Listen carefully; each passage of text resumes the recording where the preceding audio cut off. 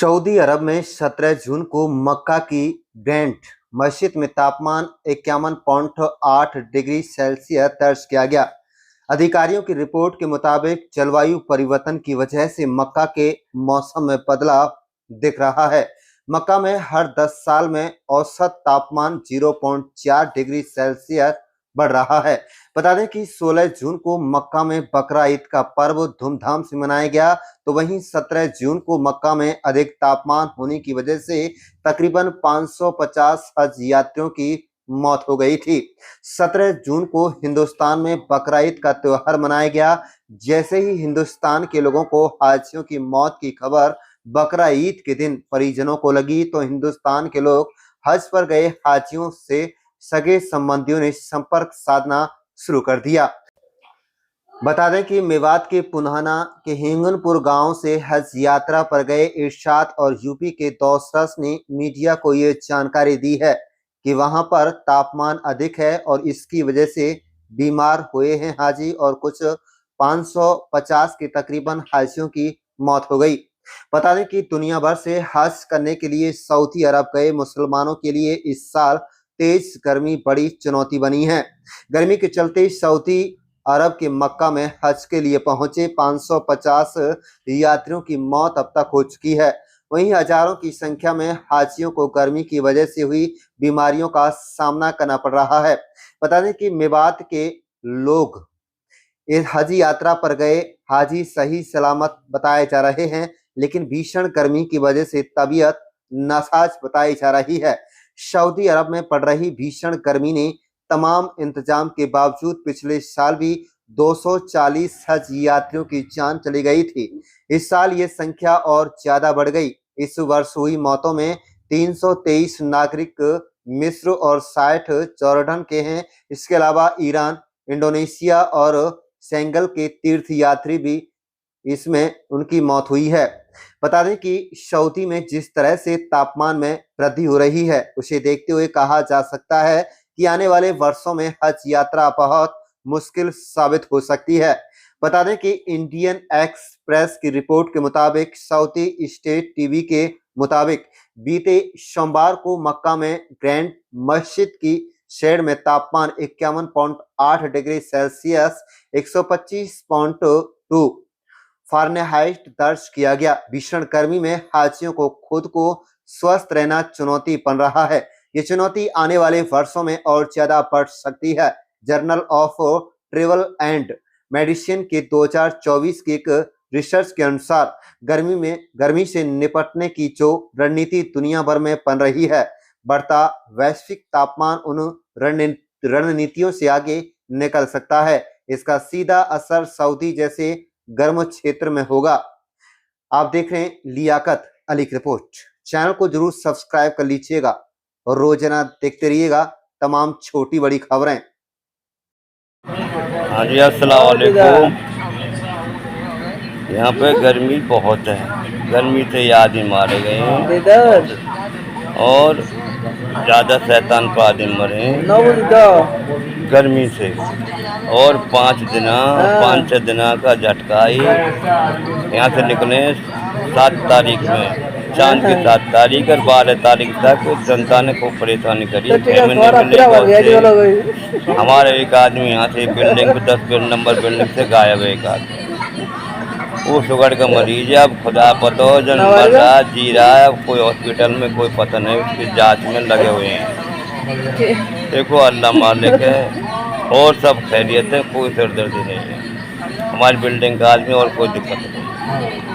तो हाँ तो क्या तुम्हारा? अब देखो अल्लाह लगाएगा पार, बेचारा आ जाए कहे तो देखो दुआ सब लोग कर रहे हैं, दुआ तो कर रहे हैं। देखो हाजिन की दुआ तो नहीं होती है और अब पता पड़ेगी, देखो अल्लाह लगाएगा पार, बेचारा आ जाए मेहरबानी। बेचारी बहुत परेशान है और रात दिन रो रही है, अब क्या करें। अस्सलाम वालेकुम। अस्सलाम वालेकुम साथियों, मैं आपको बता देना चाहता हूँ जो कल यहाँ परसों एक शैतान को मारने के लिए गए थे, तो जिन हाजियों की मौत हुई थी वो किस कारण से हुई थी? क्योंकि एक अरकान रह गया था, वो था शैतान का पीटना। आखिरी आखिरी हिज्जा था जो कल का परसों का दिन था, उसमें सभी हाजी उस शैतान को पीटने के लिए लाइन में लगे थे। लाइन कम से कम 1.5 या 2 किलोमीटर की लगी हुई थी। ऊपर से टेम्परेचर बहुत हाई था, समथिंग 50-55 के आसपास टेम्परेचर होगा, और गर्मी बहुत ज़्यादा तेज़ थी, धूप थी। और जितने भी हाजी मरे हैं वो तकरीबन बूढ़े बड़े ही और मरे हैं, क्योंकि उनसे वो गर्मी सहन नहीं हो पाई और वो अल्लाह ताला के वहाँ मग़फ़िरत फरमा गए।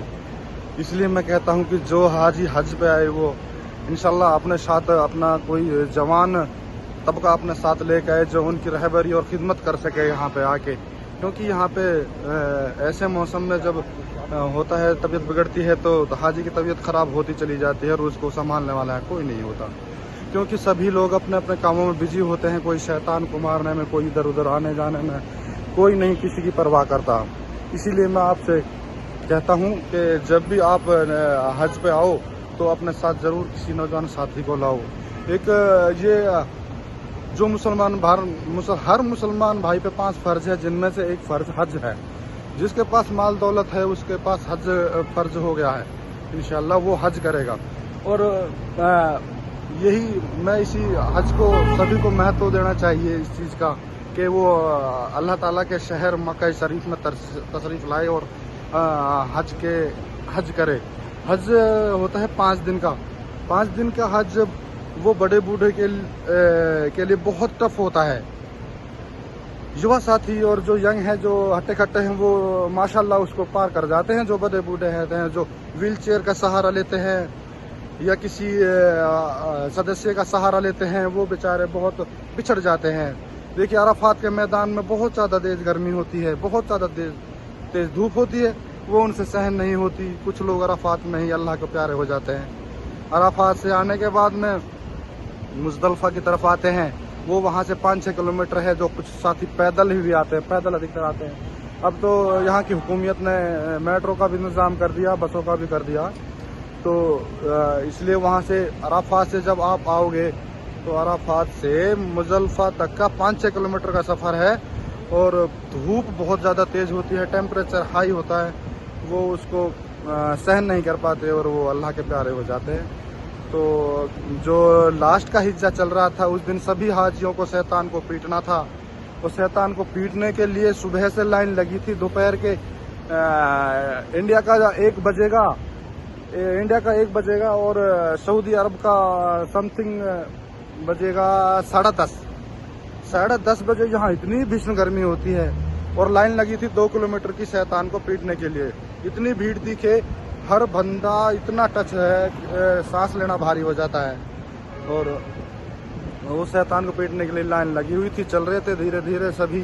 जो हाजी एक बार किसी कारण से अगर नीचे झुक गया तो उसके ऊपर से पब्लिक गुजर जाएगी, और वो हाजी अल्लाह ना करे बेचारा ऐसा किसी के साथ हो और वो हाजी नीचे गिर गया तो समझो वो मरा ही पाएगा। वह लाशों की सड़क पर लाशें बिछी हुई थी, इतनी गर्मी थी और ये मंजर देखा नहीं जा रहा था। इसीलिए मैं सभी हाजियों से गुजारिश करता हूं कि नेक्स्ट टाइम में जो भी भाई हज के लिए आए, अपने साथ अपना नौजवान बेटा, भाई, भतीजा, चाचा, ताऊ जो भी हो, यंग लड़का जरूर लेकर आए जो उनकी खिदमत कर सके, उनकी रहबरी कर सके और उनके हज के अरकान सभी पूरा करा सके। अस्सलाम वालेकुम।